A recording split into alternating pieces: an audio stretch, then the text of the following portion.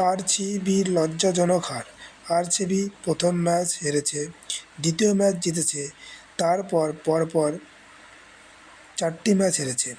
RCB 196 run করেও 27 বল আগে match হেরেছে, যেটা একটা লজ্জাজনক হার। সম্পূর্ণ ম্যাচে এমআই আরসিবির ওপর হাবি ছিল। এটা একটা লজ্জাজনক হার। এরকম লজ্জাজনক হার আরসিবির প্রথম ছিল না। গত মৌসুমে মুম্বাই ইন্ডিয়ান্স 201 রান 16.3 ওভারে করে ফেলেছিল, আর আজ 196 রান 15.3 ওভারে তুলে ফেলে নিয়েছে। আরসিবির বোলিং ইকোনমি 10-এর ওপরে। টপলি 11, সিরাজ 12, আকাশদীপ 15।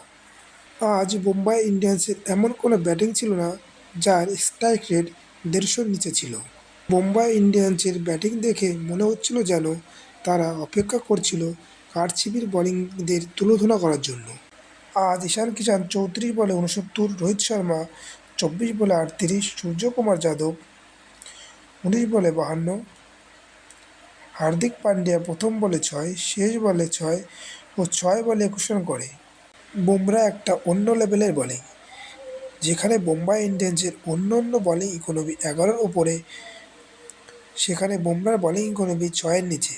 আজকের ম্যাচে 4 ওভারে 21 রান দিয়ে 5 উইকেট নিয়েছে। দিল্লির বিরুদ্ধে 4 ওভার 22 রান দিয়ে 2 উইকেট, আরআরের বিরুদ্ধে 4 ওভার 26 রান, জিটির বিরুদ্ধে 4 ওভার 14 রান 3 উইকেট, সানরাইজ হায়দ্রাবাদের বিরুদ্ধে 4 ওভারে 36 রান, যে ম্যাচে 277 রান হয়েছিল। আইপিএলের ইতিহাসে আরসিবির বিরুদ্ধে এখনও পর্যন্ত কেউ 5 উইকেট নেয়নি, যেটা বুমরা আজকের ম্যাচে 5 উইকেট নিয়ে একটা রেকর্ড করেছে।